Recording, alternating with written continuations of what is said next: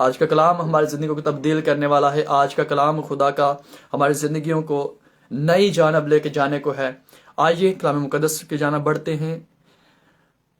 12واں باب پیدائش کی کتاب پہلی آیت میں لکھا ہے، اور خداوند نے ابراہیم سے کہا کہ تو اپنے وطن اور اپنے ناطے داروں کے بیچ سے اور اپنے باپ کے گھر سے نکل کر اس ملک میں جا جو میں تجھے دکھاؤں گا، اور میں تجھے ایک بڑی قوم بناؤں گا اور برکت دوں گا اور تیرا نام سرفراز کروں گا، سو تو باعث برکت ہو.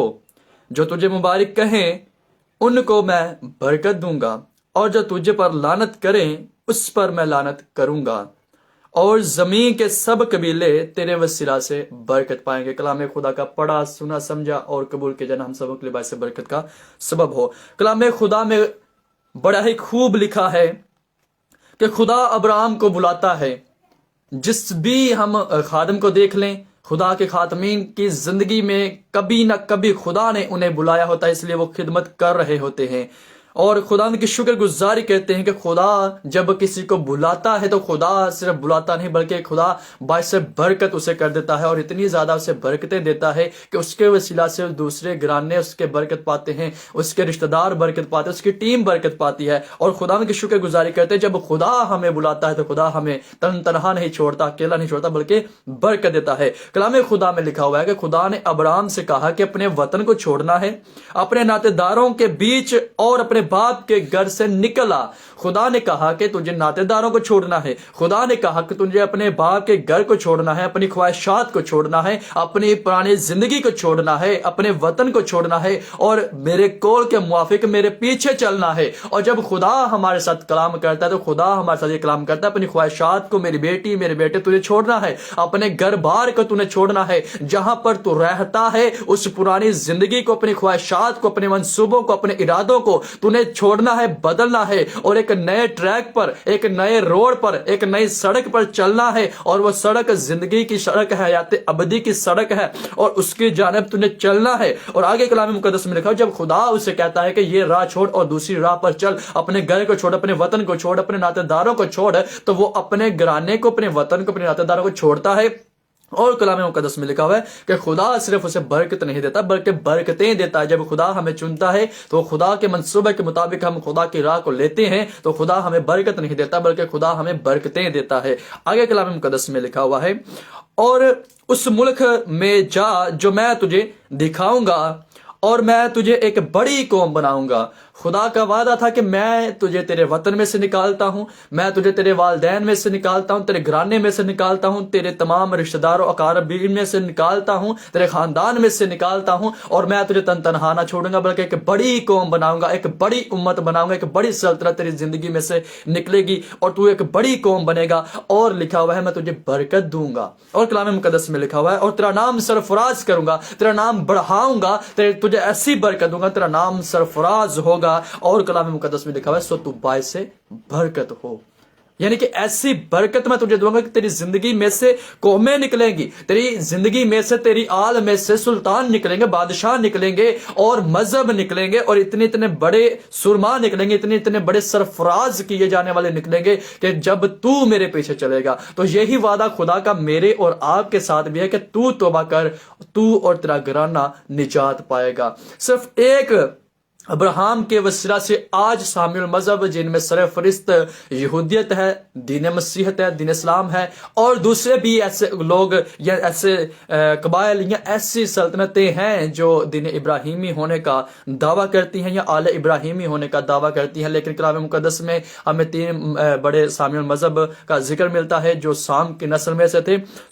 کہنے کا مطلب یہ کہ خدا نے بزرگ ابراہیم کو برکت دی لیکن اس سے پہلے اسے نکالا. خدا ہمیں گناہ کی زندگی میں سے نکالنا چاہتا ہے، خدا ہمیں ہماری خواہشات کی زندگی میں سے نکالنا چاہتا ہے. اگر ہم اپنی خواہشات کے وطن کو چھوڑتے ہیں، اگر ہم اپنے تمام ارادوں کے گھر کو چھوڑتے ہیں، اگر ہم اپنی خواہشات کے گھر کو چھوڑتے ہیں، اگر ہم اپنے منصوبوں کو ترک کرتے ہیں اور خدا کے پیچھے چلتے ہیں تو خدا ہمیں باعث برکت کرتا ہے، خدا ہمیں سرفراز کرتا ہے، خدا ہمیں برکت دیتا ہے. ہماری زندگی میں بیماریاں نہیں ہوتی، ہماری زندگی میں مشکلیں نہیں ہوتی، ہماری زندگی میں परेशानियां नहीं होती, दुख नहीं होती, कर्जे की लानत नहीं होती, गुनाह नहीं होता, बल्कि हम बाइस बरकत होते हैं तब जब हम खुदा के कलाम को सुनते हैं, खुदा की आवाज को सुनते हैं, खुदा की कॉल को रिसीव करते हैं और उस पर रिप्लाई करते हैं और पॉजिटिव रिप्लाई करते हैं, तब खुदा हमें बाइस बरकत बनाता है।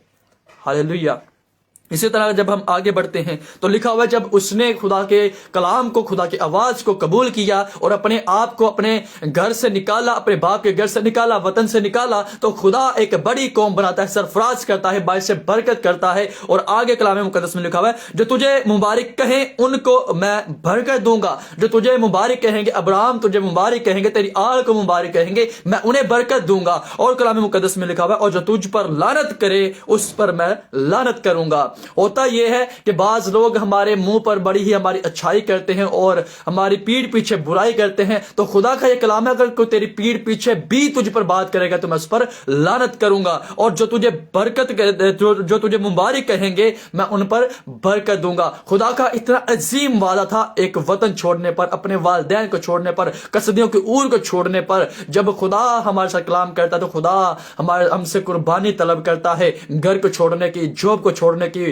बच्चों को छोड़ने की, वालिदैन को छोड़ने की। जब हम खुदावंद यीशु मसीह को देखते हैं तो खुदावंद यीशु मसीह के जो शागिर्द थे उन्होंने अपनी औलादों को छोड़ा, अपने घर को छोड़ा, अपने वालिदैन को छोड़ा और चल दिए खुदावंद यीशु मसीह के पीछे पीछे। मुश्किलों को, परेशानियों को, दुखों को, तकलीफों को बर्दाश्त किया, लेकिन खुदा को कभी भी छोड़ा नहीं, खुदा के काम को कभी भी छोड़ा नहीं, खुदा के काल को कभी भी छोड़ा नहीं। और कलाम मुकद्दस और तारीख के औराक हमें ये बताते हैं कि मुसीबतें, परेशानियां उनकी जिंदगियों में आई, लेकिन उन्होंने कलाम मुकद्दस को, खुदा को छोड़ा नहीं। जब हम खुदा के कलाम के साथ जुड़े रहते हैं, मुसीबतें हमारी जिंदगी में आती है, परेशानियां हमारी जिंदगी में आते हैं, दुख हमारी जिंदगी में आते हैं, लेकिन हम अगर खुदा के साथ जुड़े हुए हैं तो एक वक्त आता है सरफराज किए जाते हैं, बाइस बरकत किए जाते हैं। हालेलुया।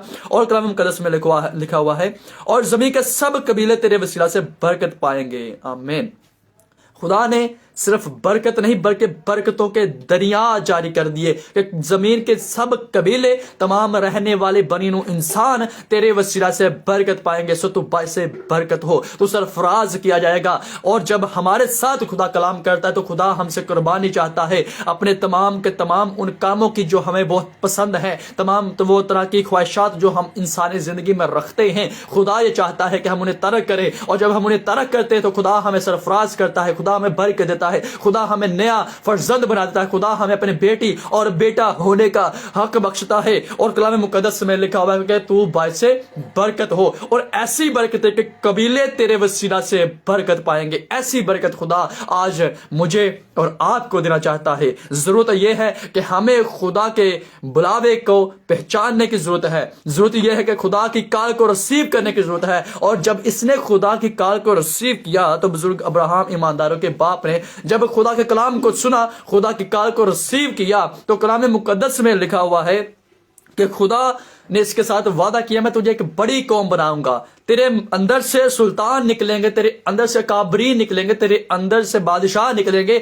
और उस वक्त जब खुदा इसके साथ कलाम कर रहा है, खुदा इसके साथ बातचीत कर रहा है, गुतो नफीश हो रही है खुदा की और इंसान की, खालिक की, मालिक की, राज़िक की और तख्लीक करता इंसान की, तो कलाम मुकद्दस में लिखा हुआ है कि बुजुर्ग अब्राहम के पास उस वक्त औलाद नहीं है, इसकी बीवी भांज है और ये 75 बरस का एक अच्छी बड़ी उम्र का शख्स है और इसके पास औलाद नहीं है। इसके बाप के यहाँ औलाद थी, इसके दादा के पास औलाद थी, इसके चाचताओं में औलाद थी, आस पड़ोस में औलाद थी, लेकिन इसके पास औलाद नहीं थी। इसके भाई के यहाँ भी औलाद थी लेकिन इसके पास औलाद नहीं थी। इसने खुदा के साथ गिला नहीं किया कि खुदा तू मेरे साथ कलाम करता है बड़ी कौम बनाने का, खुदा मेरे साथ तू कलाम करता है सरफराज करने का, खुदा मेरे साथ तू कलाम करता है बाइस बरकत देने का, और खुदा तू मेरे साथ कलाम करता है जो तुझे पर लानत करेगा मैं उस पर लानत करूंगा और जो तुझे मुबारक करेगा मैं उस पर बरकत दूंगा। लेकिन मेरे पास तो अपना फर्जंद नहीं है। इसने खुदा के साथ ये बातचीत या ये एतराज नहीं किया। और कलाम मुकद्दस में लिखा हुआ है कि जब ये 99 बरस का होता है तो खुदा इससे औलाद जैसी बरकत से नवाजता है। और इसी तरह फिर औलाद होती होती इसी तरह इसके यहाँ 8 टोटल बेटे होते हैं। और खुदावंद کا کلام وہ پورا ہوتا ہے کہ میں تجھے ایک بڑی قوم بناؤں گا، اور وہ 8 بیٹے پوری دنیا میں پھیلے اور خداوند کے نام کو عزت و جلال دیا۔ سو خداوند کا کلام جو ہے وہ یہ ہے کہ ہمیں سب سے پہلے خدا کی کال کو سننا ہے، خدا کے کلام کو قبول کرنا ہے، خدا کے بلاہٹ کو قبول کرنا ہے، اور اپنے آپ کو قربانی کے لیے اس کے حضور میں پیش کرنا ہے، اپنی خواہشات کو ختم کرنا ہے، اپنے گھر بار کو چھوڑنا پڑ سکتا ہے، لیکن خدا کے کلام کے ساتھ اگر آپ جڑے رہیں گے تو خدا کا وعدہ ہے کہ میں تجھے ایک بڑی قوم بناؤں گا، خدا کا وعدہ ہے میں تجھے سرفراز کروں گا، خدا کا وعدہ ہے میں تجھے برکت دوں گا، خدا کا یہ وعدہ ہے کہ جو تجھے پر لعنت کرے گا میں اس پر لعنت کروں گا، جو تجھے پر بری مصیبتیں لائے گا میں اس پر مصیبتیں لاؤں گا۔ خدا کا یہ وعدہ ہے، کوئی بھی میلی آنکھ تیری طرف بڑھ نہیں سکتی۔ جب ہم خدا کے کلام کو سنتے ہیں، خدا کی آواز کو سنتے ہیں، خدا کے بلاوے کے موافق اس پر عمل کرتے ہیں، تو خدا ہمیں برکت دیتا ہے، خدا ہمیں برکتیں دیتا ہے، خدا ہمیں چھوڑتا نہیں، تنہا نہیں چھوڑتا بلکہ اپنے ہاتھوں پر اٹھائے رکھتا ہے، اور خدا ہمیں یہ کہتا ہے کہ دیکھ یہ تجھے میں نے سرفراز کیا، دیکھ یہ تجھے میں نے برکت دی، دیکھ یہ تجھے میں نے ملک دیا، جہاں پر تیرے پاؤں کا تلوا ٹیکے گا وہ زمین، وہ سرزمین، وہ ملک میں تجھے دے دوں گا۔ خداوند آپ سب کو برکت دے۔